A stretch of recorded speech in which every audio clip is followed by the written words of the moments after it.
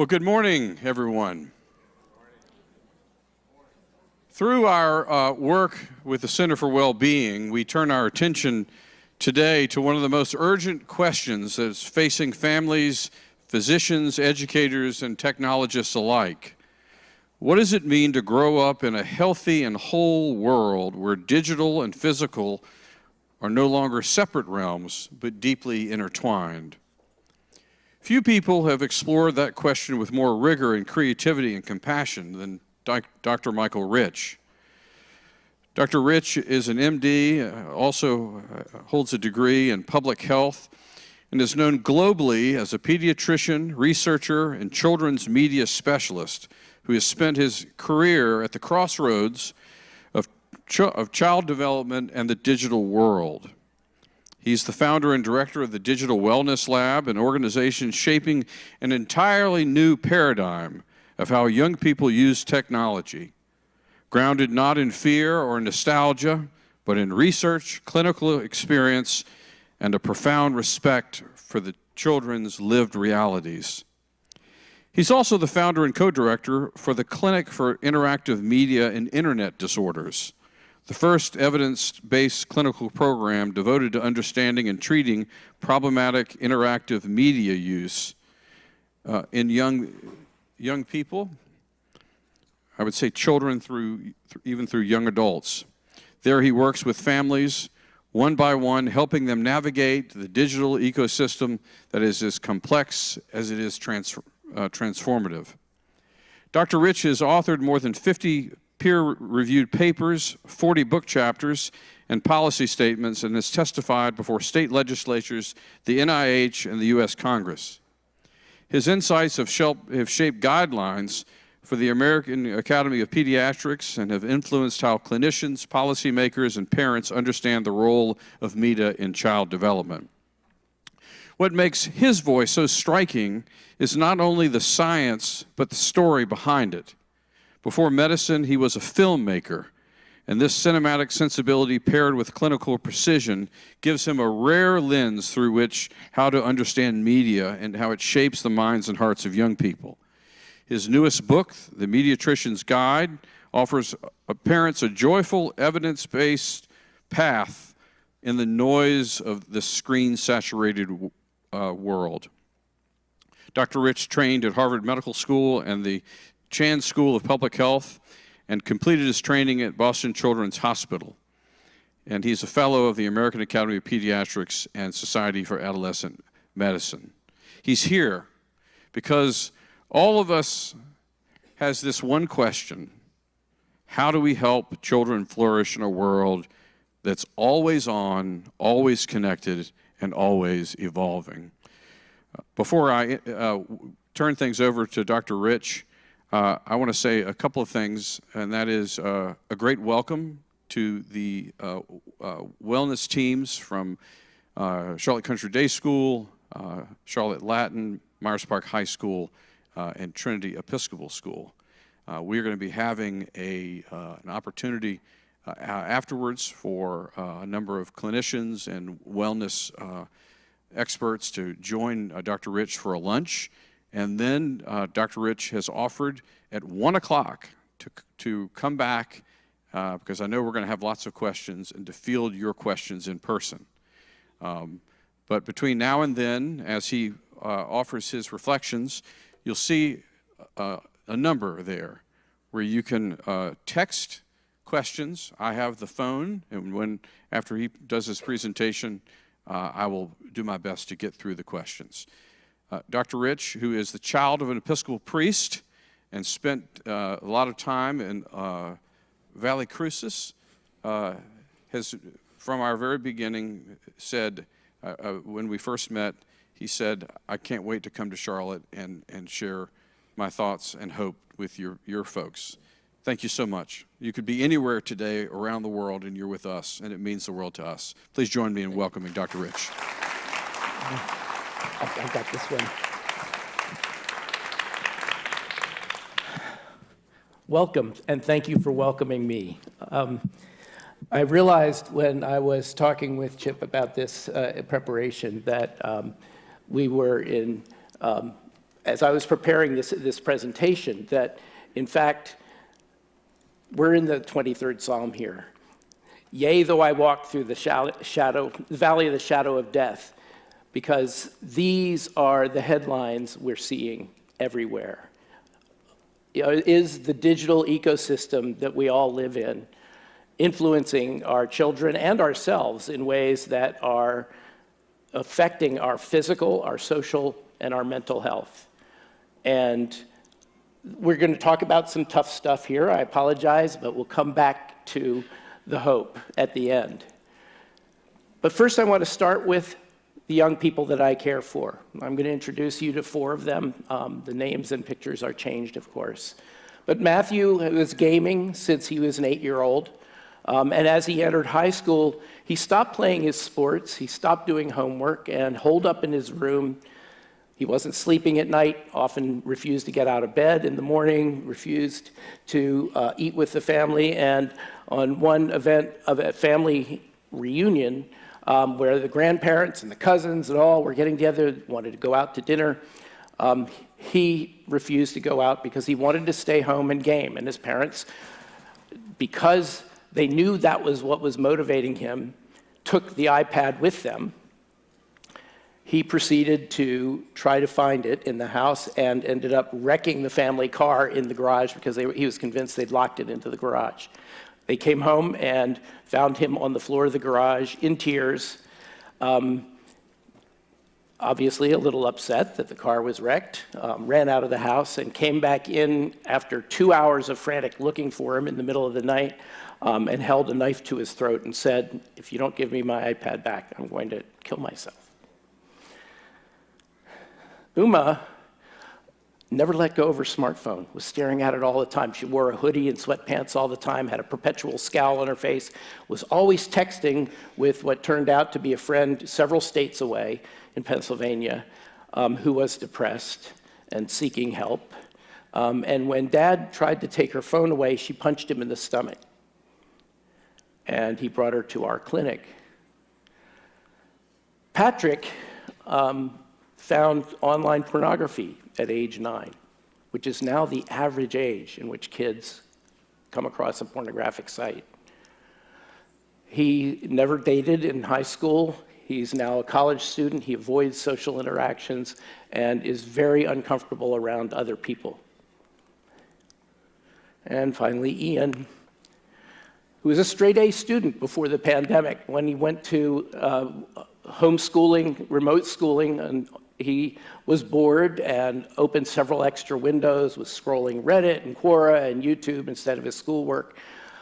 His grades dropped, and he decided he was not interested in college anymore. So what's going on here? It starts early. 90% of infants are handed an interactive media device before their first birthday. And 40% of 2-year-olds and 58% of 4-year-olds have their own device in their control. 73% of parents use devices while eating meals. And of course, the kids do the same thing. And 30% of the time, parents, in a study we did observing in playgrounds, 30% of the time parents were on their phones, and during those times, kids had a 2 to 3 times increased risk-taking. So we've got to accept that this is the next normal. Why do I call it the next normal? Because things are changing so quickly that today's new normal will be tomorrow's old normal. Information I give you today will be obsolete in about 6 months, some of it.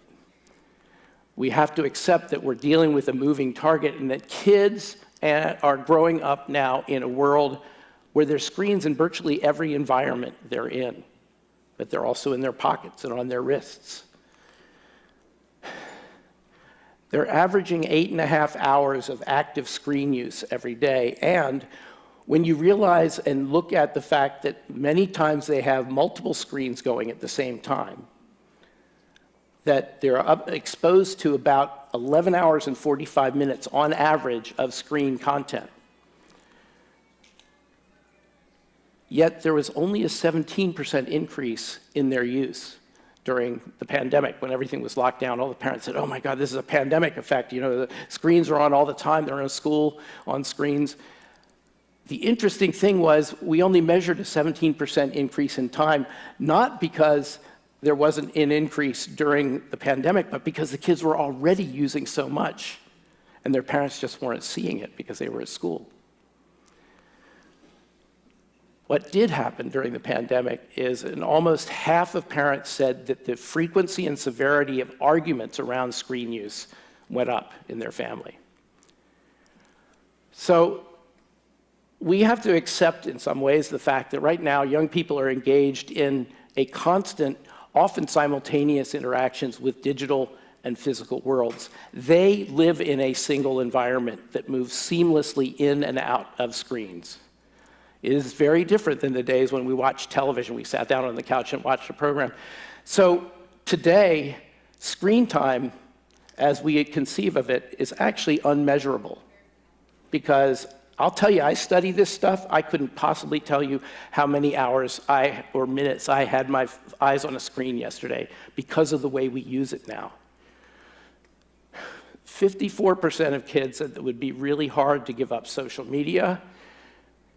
84% say they check their screens at least hourly, and 1 in 6 check it more frequently than every 5 minutes.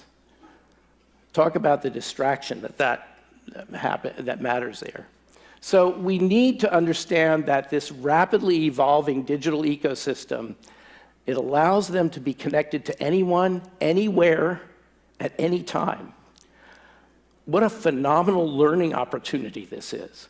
These kids can be on top of Mount Everest and in the Challenger Deep, the Mariana Trench, with a click of a button, but they can also be in some very scary, hateful places as well.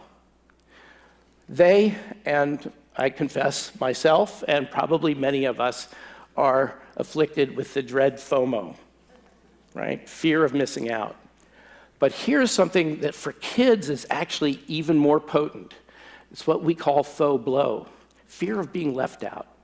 Fear that if they don't respond to that text or that social media posting in less than a minute, that conclusions will be drawn about the relationships with that person. Are you ghosting me? I texted you, 17 seconds ago. What's the matter?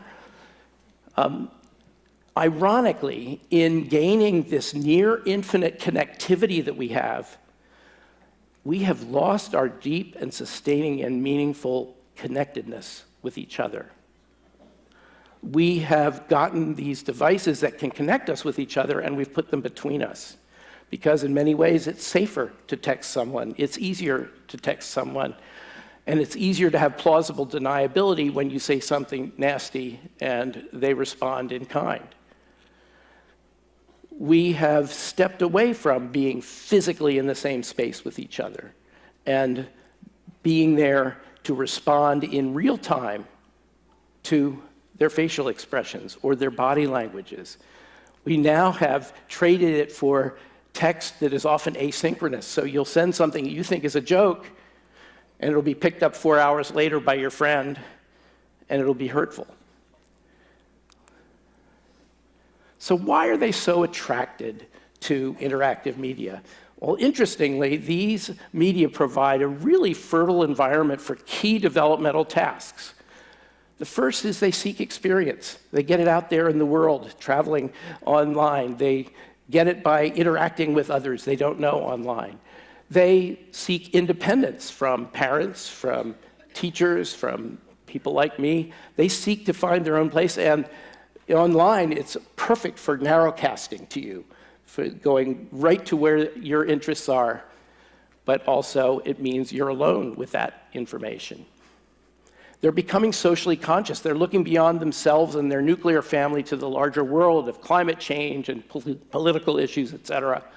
And online, they can find people of kindred spirits who are interested in what they're interested in. And they are building their identities, which historically we built from those immediately around us, the role models we had, our parents, our friends, our community leaders. Now they have access to the entire world. Who do I want to be like? Who do I want to not be like? And with these new identities, and I have to say that with some of the kids who have historically been marginalized, ostracized, bullied in their physical environments, have a place online where people see them, hear them, respect them, love them. But with these new identities, they also seek connection. Even though the kids are fleeing Facebook in droves, it is still now the largest nation on earth with over 3 billion unique users every month. Think of the political and social power that represents. So, because I'm a doctor, I got to do a little anatomy here thing. I apologize. But this is an animation of the adolescent brain that is moving toward more gray matter from less gray matter. It is going from red to blue, and as you will notice in this animation, whoops, the animation didn't play. Okay, well, if it had played, oh, no, it's not playing. Okay, anyway, the human brain matures from back to front. The back of the brain is our visual cortex. These kids are incredibly sophisticated visually. They see stuff that we don't see. Their visual attention is phenomenal. The front of the brain is the prefrontal cortex, where executive functions lie. Things like impulse control, future thinking, what we used to call the superego or the conscience. And that part of the brain does not fully mature until the mid to late 20s. And you know who figured this out before the neuroscientists? The car rental companies, right? When can you rent a car? 25.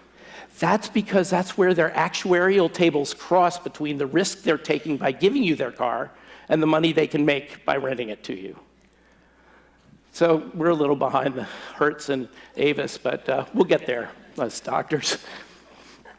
But what causes, quote, excessive use of media, which is a whole nother thing, which is what is excessive use? But we do have this clinic where we see kids who have, in many ways, gone down the rabbit hole of the internet, if you will, gaming, social media, pornography, what we call information binging, which is the endless YouTube videos, Reddit, Quora, et cetera.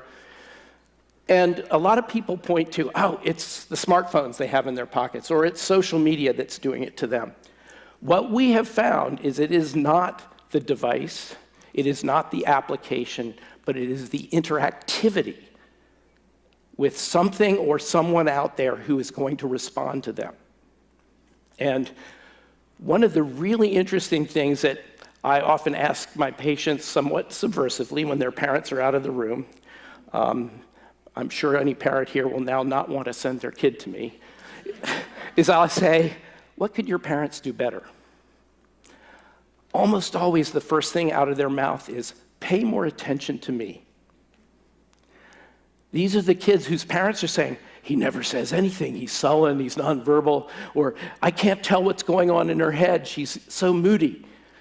And they desperately want us to pay attention to them. And one of the best ways to do it, by the way, is in the car. You know, if there's something you got to talk about, get in the car, and if you can, talk about it in the third person about someone else. But the great thing about the car is the world is sealed off, you're strapped in, and you don't have to look at each other, right? You're facing forward. And the best conversations happen there because they're less risky. And in fact, that's what draws kids to the interactive media space to interact, which is it's less risky. It feels less risky.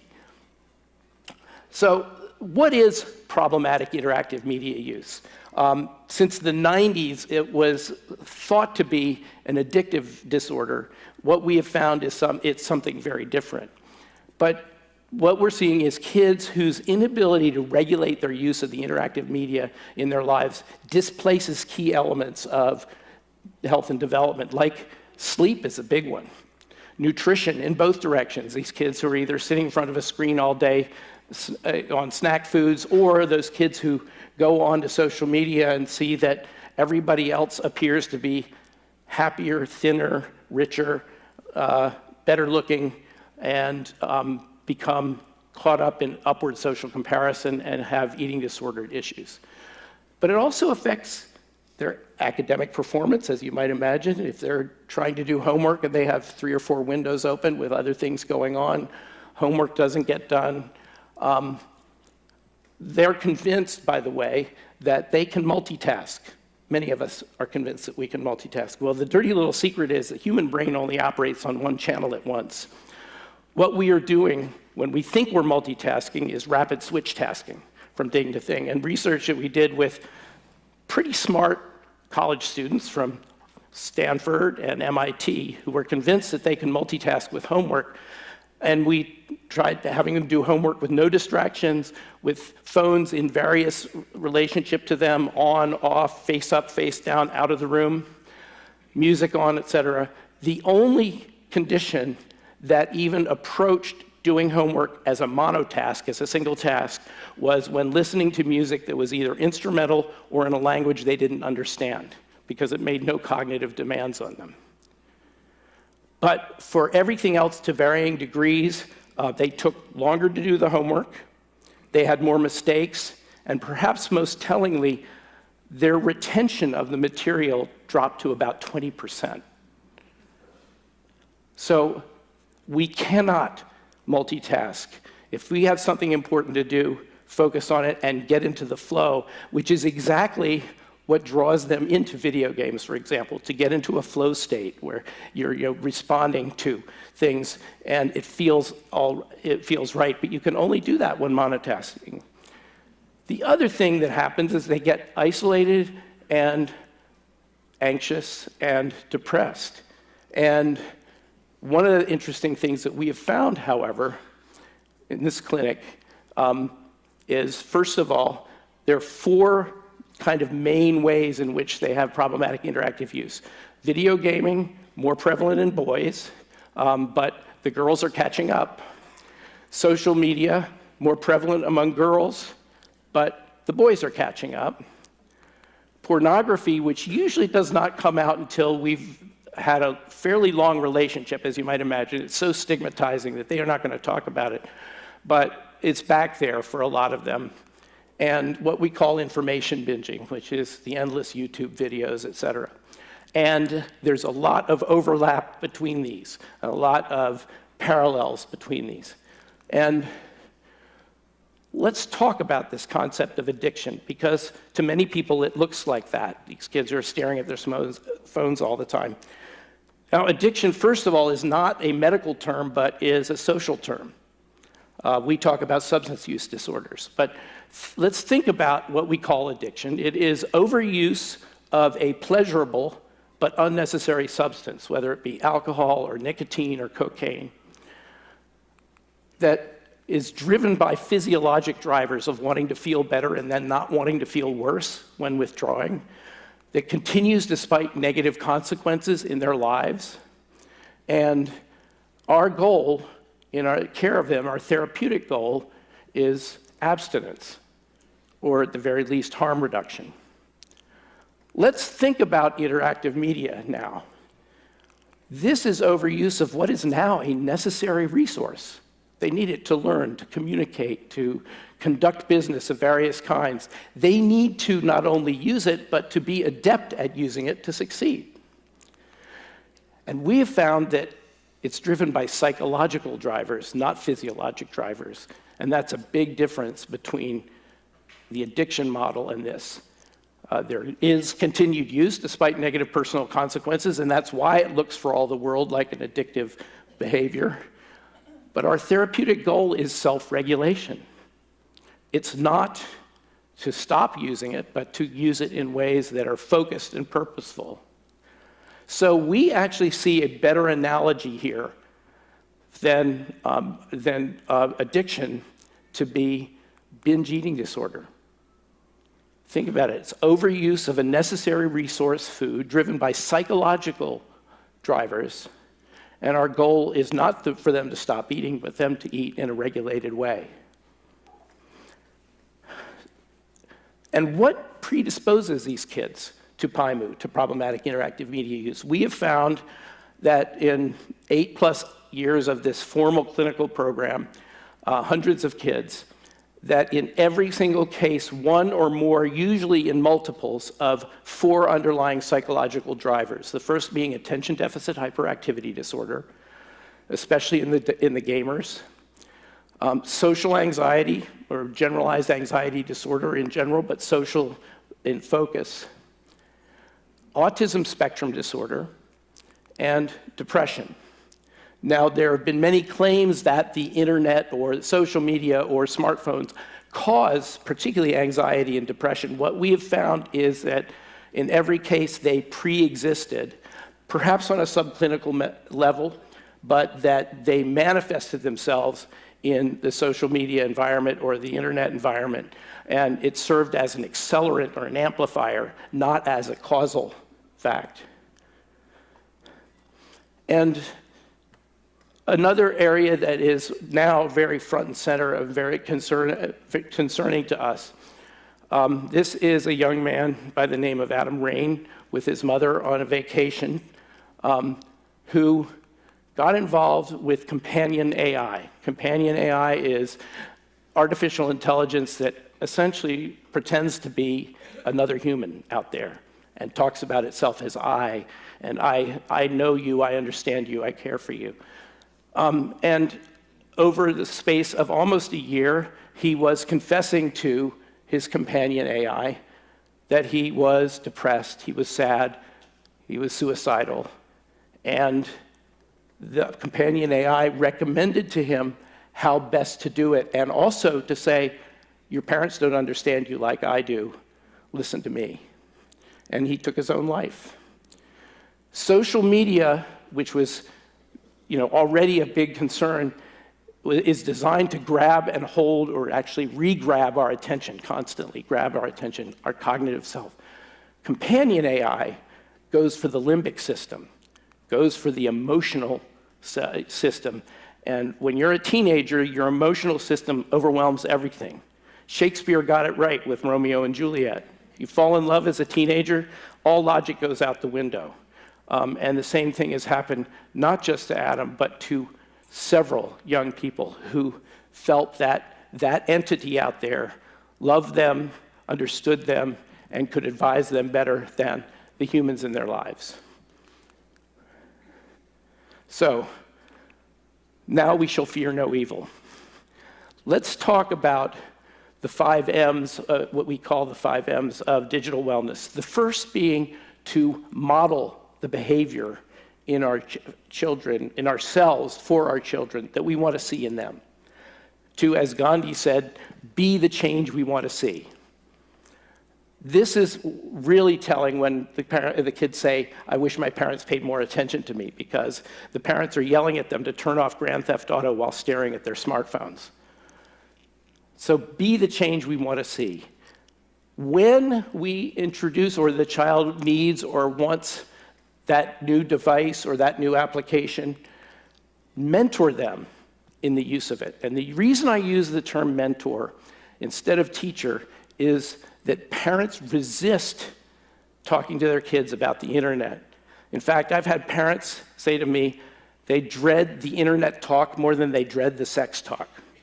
Because correctly or incorrectly, they think they know something about sex, but they're sure their kid knows more than they do about the internet. They don't like not being the expert. And so I say, instead of sitting down and either avoiding it or to teach them or tell them how to do it, sit down with them, not with fear or with guilt, but with curiosity. They will teach you something about that device or that application, et cetera. Learn it together. And in the process of playing Grand Theft Auto together, where they will definitely clean your clock, you have no chance of winning. But when you finally figure out the 47 different moves it takes to steal a car, and you turn to your child and say, okay, yay, I've figured this out. Now, let's talk a little bit about why you might want to do this over and over again. You're coming from a very different place. You're not finger wagging at them. You're seeking to understand and helping them move toward more mature executive functions. And you're starting a dialogue around their use of this interactive media space that then segues into the third M, which is to be able to monitor their digital lives, have their usernames and passwords. This is the one that both kids and parents resist the most. The kids, of course, say, I want my privacy. And you have to assure them that you are not interested in intruding on their privacy, that you will respect their privacy. But frankly, to a 13-year-old, privacy only means so mom and dad can't see.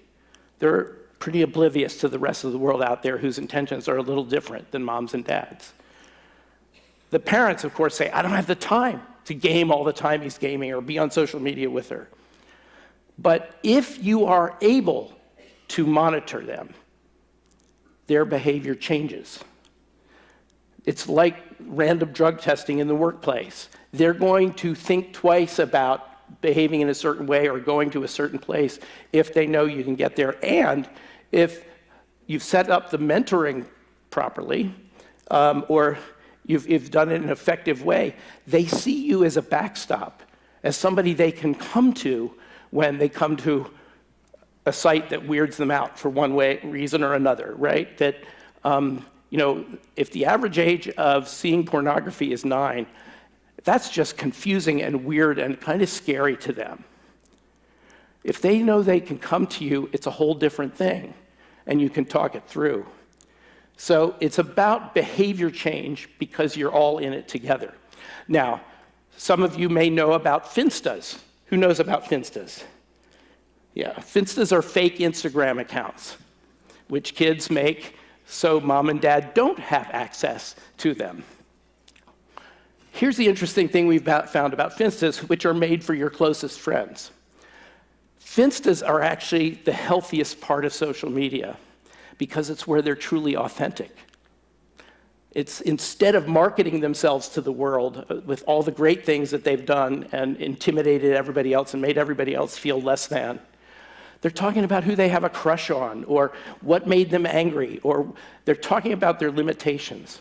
And one of my fondest hopes is that if we can all learn to use social media in authentic ways, where we talk about our limitations, our needs, our concerns, that there will be a kid in Ukraine and a kid in Russia who are online with each other and whose leaders say, that's the enemy, go.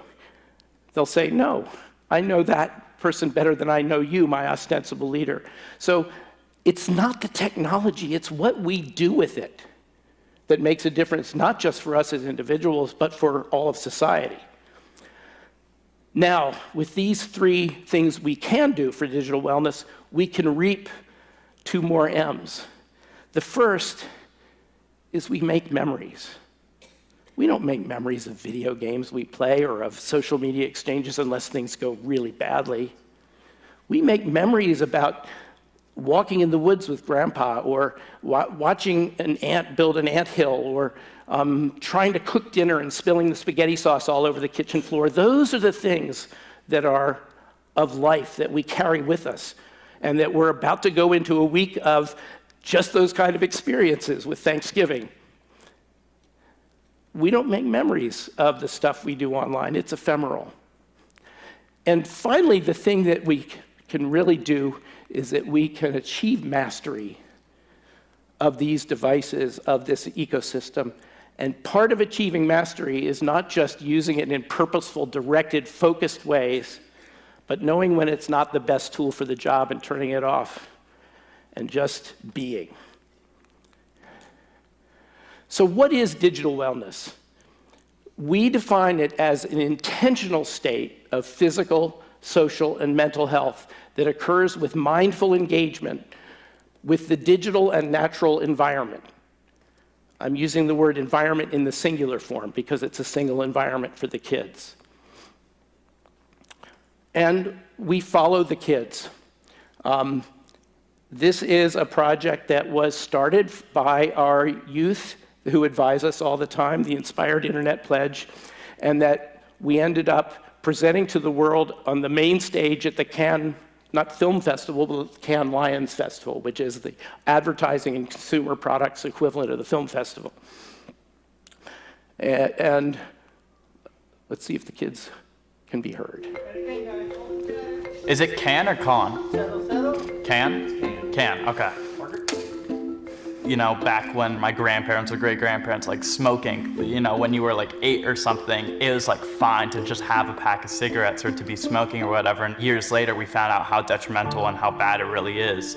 And I think the same thing is with screens. We kind of grew up with a cell phone stuck in front of our faces or behind a computer screen for hours on end without really understanding the negative consequences until it's too late. Younger teens are on social media a lot and usually have little to no guidance about how they're using it. They might see like degrading comments, fat shaming, bullying, and I think that also does take a toll on people's mental health, especially teenagers and young kids. People don't have the filters that come with like being in real life and having to look someone in the eye and tell them something mean. People find comfort in being, you know, behind an LED screen and being able to hurl insults at people rather than, you know, saying it to their face. I feel like there's a lot of pressure to put out like nice looking posts mostly online. If you like stand up and look in the mirror and you don't see this like perfect figure that is like everyone else is kind of portraying of themselves, you're gonna start to cultivate some sort of like self-loathing or self-hate from that. I feel like most apps or social media platforms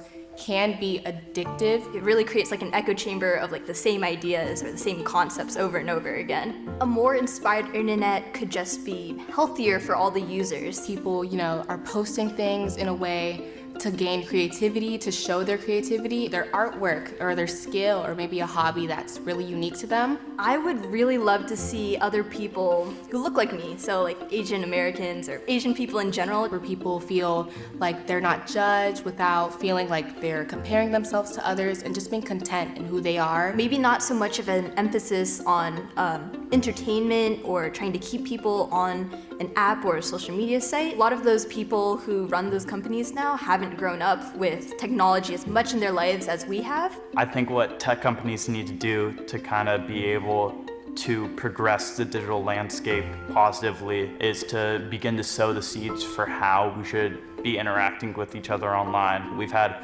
hundreds and thousands of years to observe how humans interact with each other in person, but only a little bit more than a couple of decades to be able to see how we interact with each other online. Aren't they amazing? Really. So what is the Inspired Internet Pledge that they challenged us to do and to present to the world at Cannes?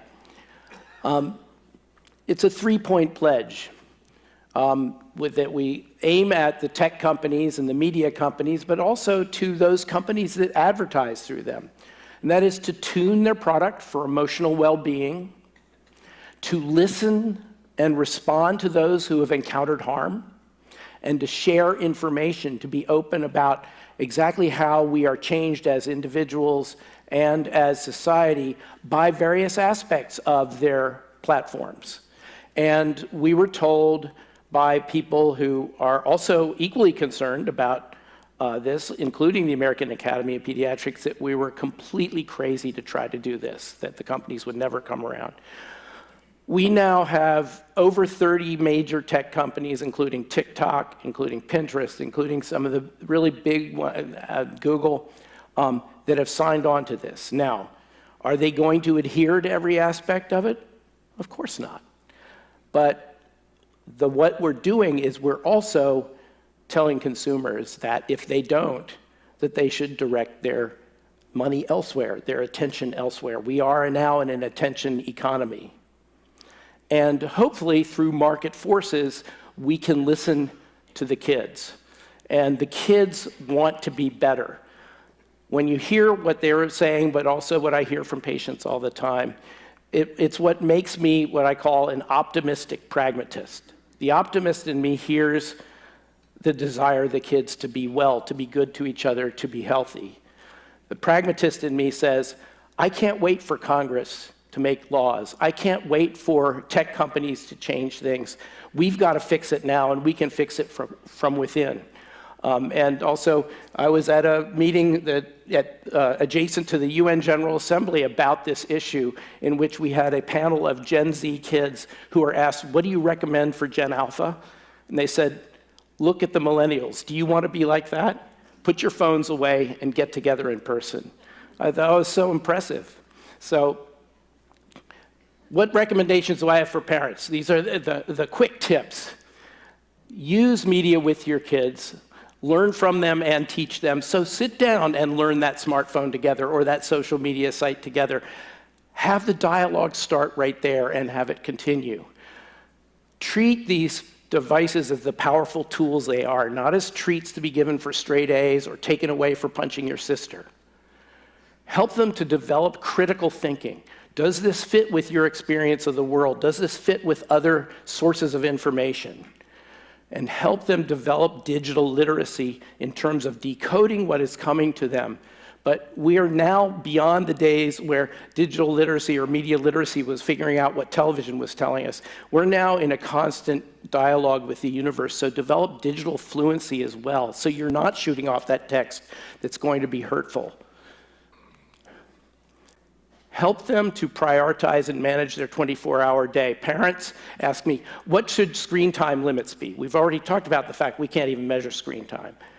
But think about their 24-hour day as an empty glass that you fill up with this many hours of sleep, remembering that teenagers need more sleep than they may have needed a couple years ago because they're in the second most rapid growth spurt of their life.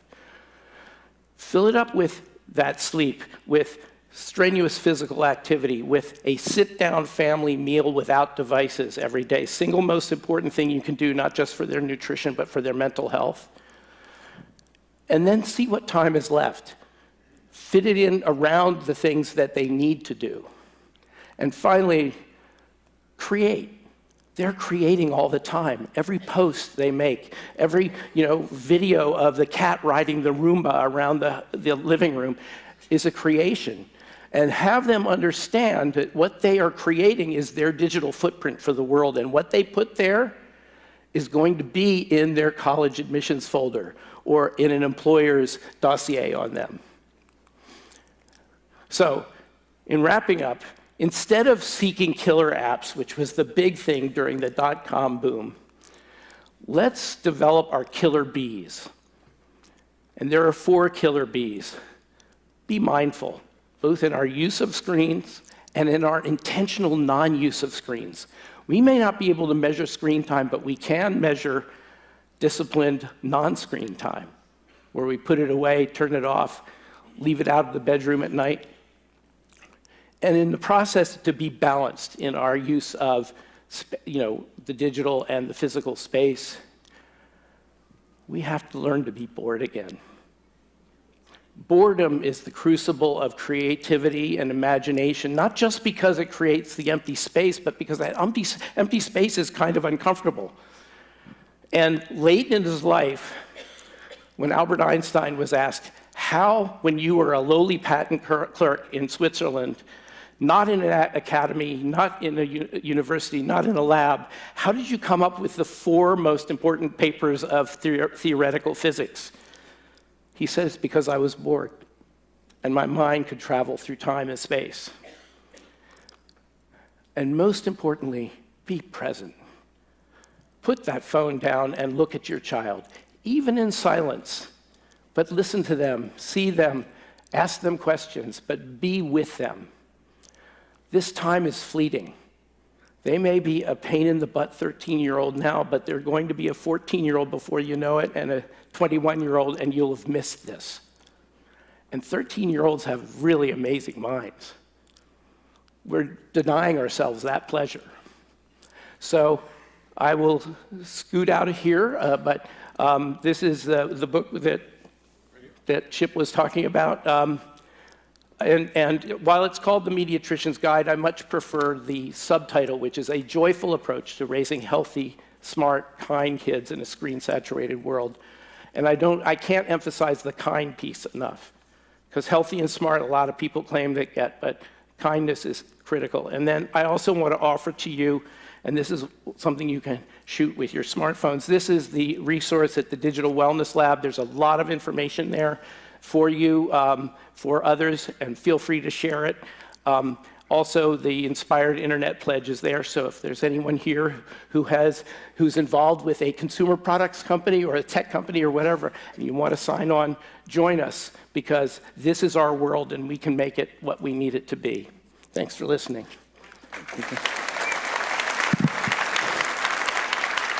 Sit.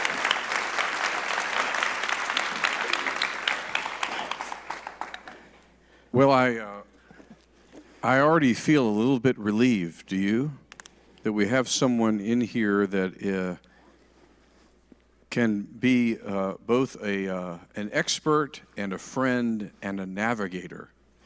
Because I know that we all have lots and lots of questions, general questions about what's happening, about trends that are going on in the world, about what the future holds.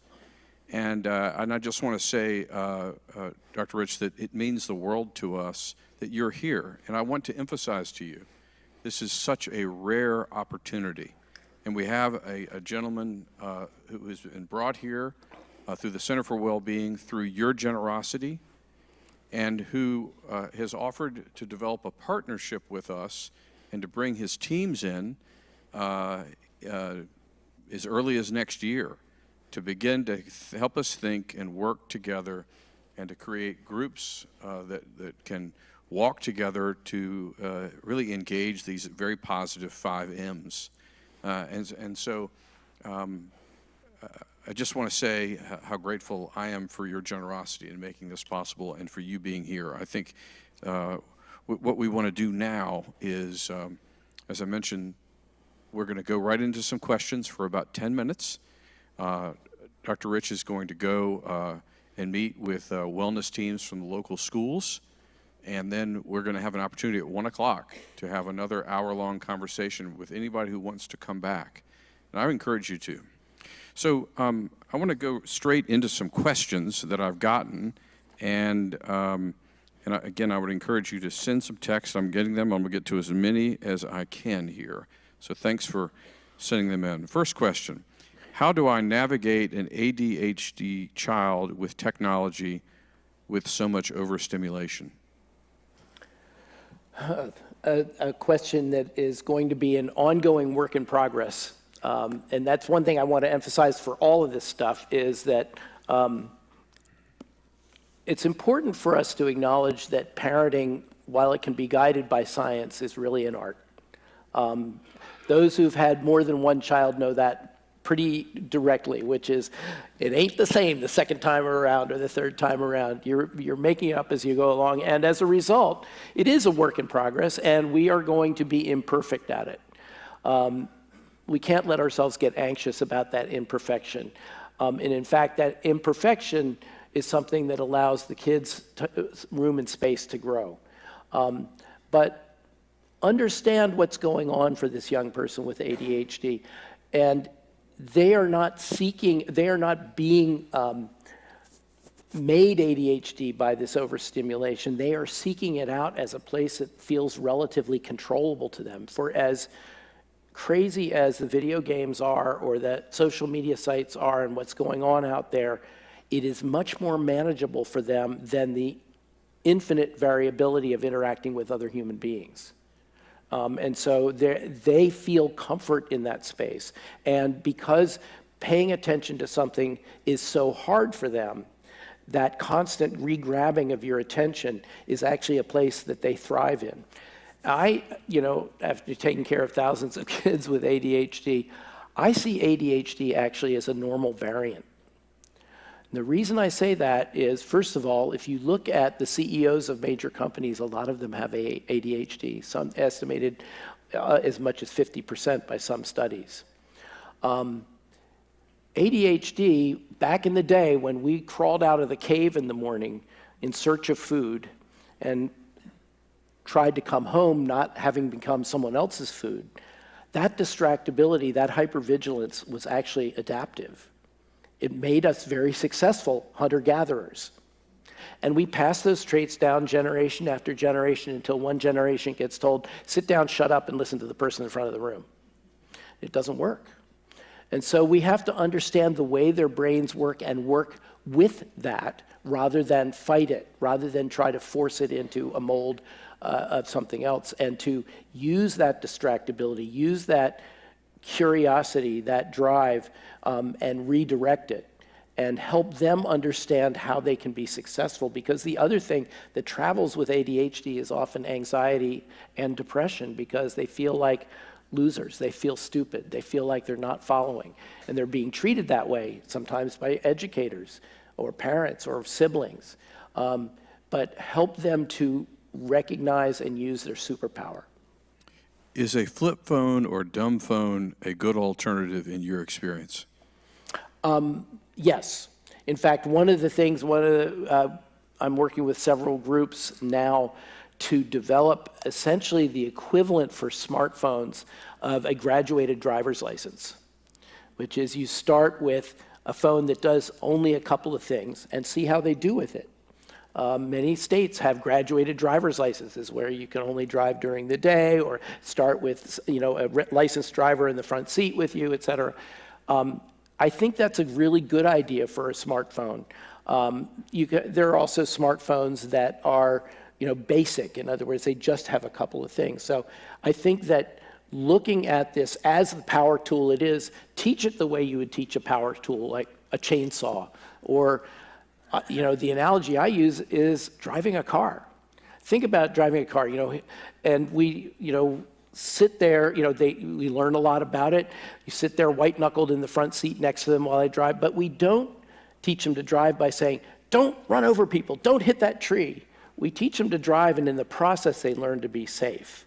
And I think that is another tool that can cause great harm if used mindlessly, but used mindfully can give them great freedom and power. So step it up. My 6-year-old wants an iPad for Christmas. I'm worried about it. Suggestions for taking the next step to learn together. Get the iPad based on questions for how they want to use it. Make a plan to learn together. Practice grown-up iPad. Yes. Okay. Your instinct, whoever asked that question, you're right on target. You're great. No, the reality is use it with them, but actually before they get a smartphone or iPad or anything, ask them why they want to get it.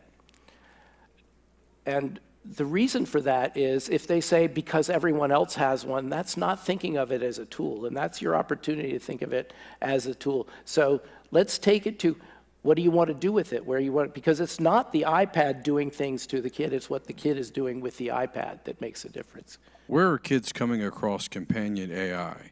Is it targeted on larger social media sites, or is it a specific app kids are using? Do kids think that they are interacting with a real person on Snapchat, et cetera? And are these social media sites not being held accountable for all the government, by the government for controlling this?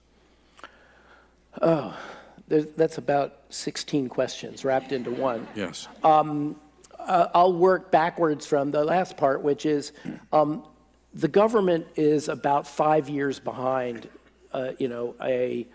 an industry that is moving at lightning speed. We cannot depend on the government to create restrictions. There's been the Childhood Online Privacy Protective Act was passed in 1998 and has never been enforced. So I think we have to do this from the ground up. We have to do this from the family outward, from the community outward. It's hard. They're coming across it because it's out there, and another kid will tell them, try it out and stuff. They think it's fun. AI is a lot of fun. One of the things that AI does, regardless of what you're using it for, even if you're using it to do research or write a paper, it's a sycophant. It will tell you you are the smartest person in the world, that, what a great question that is. Let me tell you about this. And when you move that into the emotional realm, that's very potent to a young person who is trying to figure her or himself out. Can you speak to the neurodevelopment of children's brains and delaying introduction to personal devices?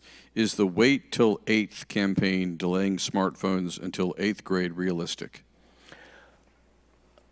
Again, multiple questions in one. Let's start from wait until 8th. First of all, there's no magic that occurs when you enter 8th grade or when you turn 13 or 16 or 18. Every child is different. And one of the concerns I have about these sort of age cutoffs is that they are based on so-called neurotypical kids. What does neurotypical mean? Personally, I hate the word, because what it means basically is someone who's like me, right? And then I other everybody else who's cognitively different or emotionally different, et cetera. So first of all, it really is a matter of knowing your child and what she or he is really ready for.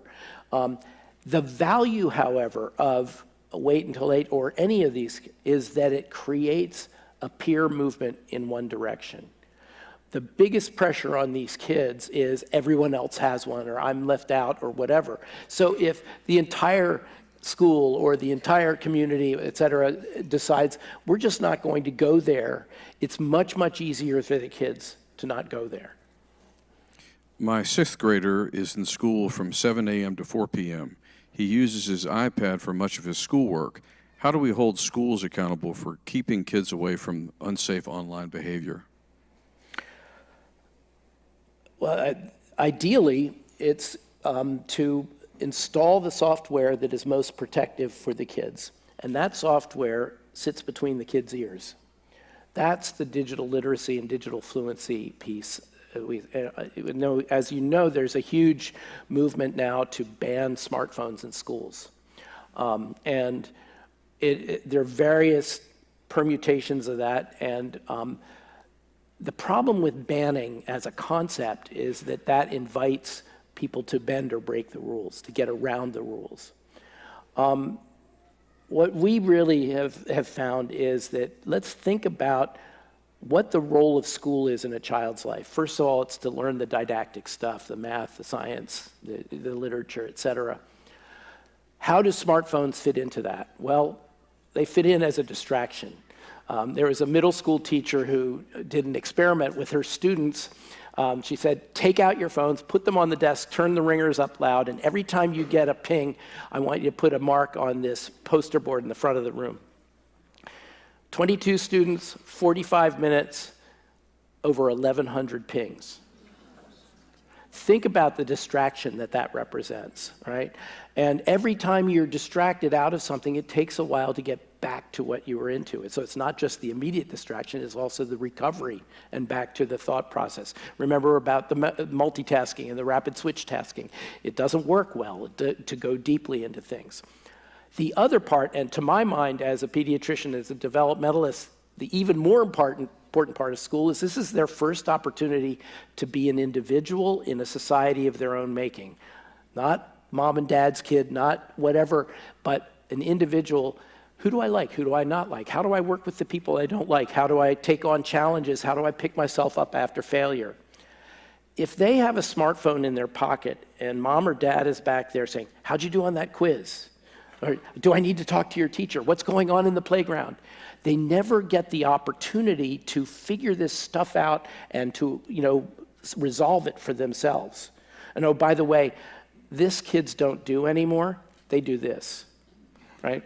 Only us old folks think of this is a phone, right? So, but seriously, I think that we are denying them the opportunities that school represents. At the same time, I think we have to recognize that even if they don't have the phones in school, the moment they're out of school, they've got to know how to use them. And so I think schools have a responsibility to teach them to use them in ways that help them become the kind of humans they want to be. I want to thank all of you for your questions. There are a lot of questions here, and I promise you that at 1 o'clock I will answer. I will ask these questions because I've got a lot of questions of my own. So I'm going to ask one. Well, Thanksgiving's coming. Already, what for some families is a time of great joy, and sometimes a time of great stress. And it will be a time when the phones, and we've just heard your talk, and now we want to get busy. What can people realistically think to do about bringing about positive change during Thanksgiving as we look toward this next week? Let's start with the first M. Let's model the behavior we want to see. let's see if we can have our Thanksgiving table have no phones or screens anywhere near it, and see what happens. Yeah, the drunk uncle will rail about something, yeah. I mean, this is gonna happen. But let's get back to what our sense of community and communication are. And sometimes that is sitting in silence with each other. Sometimes that's being bored with each other. Sometimes that's saying, oh my God, I've eaten so much, let's go for a walk. I think that to start with that would be a great thing, because we're not only with people we're not with a lot of times the rest of the year, but it's a chance to turn the page and think a different way. We've kind of blindly embraced these devices and these applications as the latest bright, shiny thing. And now we're realizing that it doesn't make our lives better in every way. It doesn't make our lives worse in every way either, but it's something that we have to learn to live with, to live well with, in both senses of the word well. Well, we're going to wrap up our time right now. I first and foremost want to thank Dr. Rich for being here and for his willingness to be a navigator for our church, which is really a rare and exceptional thing. I want you to know that this is something that we're all living with and living in, and it's not going away. But I think one of the gifts of being in a community with each other, and a faith community, is that we can talk about the big issues, and we can come together, we can pray, we can center ourselves as we focus on faith and connection and well-being. You're not alone. We do have a Center for Well-Being that's here to help facilitate conversations. We have therapists on staff that offer free therapy for all of our members. And we will be forming groups and having conversations through our youth department and the Center for Wellbeing in the near future. But I do encourage you to read this book. I encourage you to if you want to show up at 1 o'clock, and we'll continue the conversation before Dr. Rich gets back on the airplane and heads back to Boston. Let us pray. Almighty God, you are the God of hope and the God of strength and the God of power, and you understand our needs and our fears and our hopes and our dreams. Help us to know that your power and your resourcefulness can help us meet this moment, that each of us is on a very different journey with different challenges and different questions, but your abundance of grace and love is here. And it shows up in our community. It shows up in people like Dr. Rich. It shows up in therapists and friends and in our church, where we are committed to being a place of deep connection and love and healing. We thank you that we're on this journey together, and give us the courage to take the next step. In Christ's name we pray. Amen. Thank you all so much for being here. Thank you, Dr. Rich. Thank you.